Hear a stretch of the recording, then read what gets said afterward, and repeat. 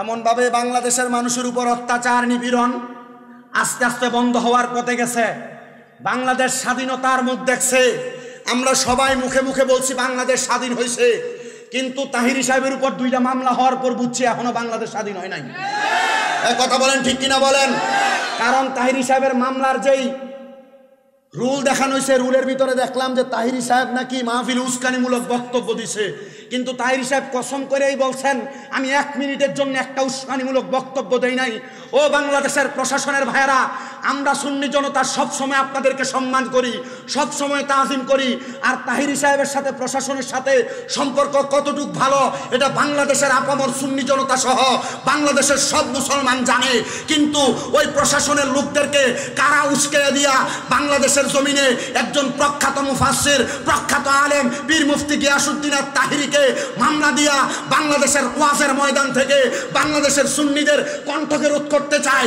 আল্লাহর কসম, প্রশাসন সহ বাংলাদেশের বর্তমান উপদেষ্টা মণ্ডলীদের কাছে আমাদের আবদার থাকবে, অতি সত্বর যদি পীর মুফতি গিয়াসউদ্দিন তাহিরির মামলাকে প্রত্যাহার না করা হয়, বাংলাদেশ ইসলামী ছাত্র সেনা, বাংলাদেশ ইসলামী যুব সেনা, বাংলাদেশ ইসলামী ফ্রন্টের মাধ্যমে বাংলাদেশের সারা প্রত্যেক জেলায় জেলায় উপজেলায় উপজেলায় এমনভাবে বাস্তবায়ন করার জন্য মানববন্ধন করা হবে, আপনারা পালানোর জায়গা পাবেন না।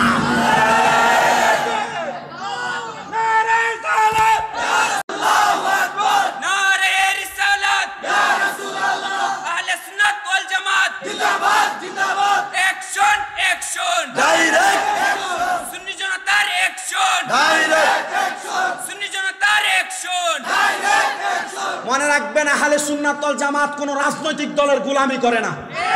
আহলে সুন্নাত ওয়াল জামাত মদিনাওয়ালার গোলামি করে। আহলে সুন্নাত ওয়াল জামাত কোন রাজনৈতিক দলের চা খাইয়া মানুষের পক্ষে কথা বলে না। আহলে সুন্নাত ওয়াল জামাত নবীর প্রেমের সুধা পান কইরা নবীর জন্য জীবন দিতে রাজি। কথা বলেন ঠিক কিনা? জীবন যদি দিতে হয় নবীর সৈনিক তাহিরির জন্য জীবন দিবেন। কথা বলেন ঠিক কিনা? জীবন যদি দিতে হয় আমরা এক তাহিরির জন্য কিন্তু জীবন দিতে রাজি না। আমরা রাজি তাহিরি নবীর পক্ষে কথা বলে, এই জন্য তাহিরির কণ্ঠকে রোধ করতে চান। আল্লাহর কসম, এই শায়েস্তাগঞ্জের, এই হবিগঞ্জের এরালিয়ার কাকিয়ার আবদার ঐতিহাসিক সুন্নি সম্মেলন থেকে যারা এমন মিথ্যা মামলা তাহিরির ব্যাপারে দায়ের করেছে, আমরা তাদেরকে জানান করতে চাই, আপনারা মিথ্যা মামলা দিয়ে কে বা কাহারা আপনাদের গাড়িতে আক্রমণ করছে, মামলা দিছেন হুজুরকে, চিন্তা করবেন না বাংলার সুন্নি জনতা আস্তে আস্তে এক হইতেছে। যদি এগুলা করেন আপনারা পালাইবার জায়গা পাবেন। অন্যরা তো পালাইছে, আপনারা পালানেরও জায়গা পাবেন না। কারণ আপনাদেরকে আমরা সম্মান করি, প্রশাসন দেখলে ইজ্জত করি, পুলিশের সদস্যদেরকে দেখলে বড় সালাম দিয়ে কথা কই, এদের সাথে সম্পর্ক বড় ভালো কুমিল্লাতে যারা আছে। কিন্তু মাঝে মাঝে 2-1টা আছে না, কথা কয় না, 2-1টা আছে না। হাতের আঙ্গুল কি সবটি সমান?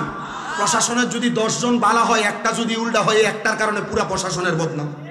কথা কন না কেন? প্রশাসনের প্রতি মায়ার নজর রাখবেন, প্রশাসনের জন্য দোয়া করবেন, কারা দেশে তারা দেশের রক্ষক। কথা কন। কিন্তু রক্ষক যখন বক্ষক হবে বাংলার মানুষও তাদেরকে ছাড় দিবেন। কথা কন না ঠিক কিনা? এটার প্রমাণ দিছে যখন 4 আগস্ট একটা লটকে বাইন দিয়ে একবার মেরে নিয়েছে ভিতরে। কথা কন না ঠিক কিনা?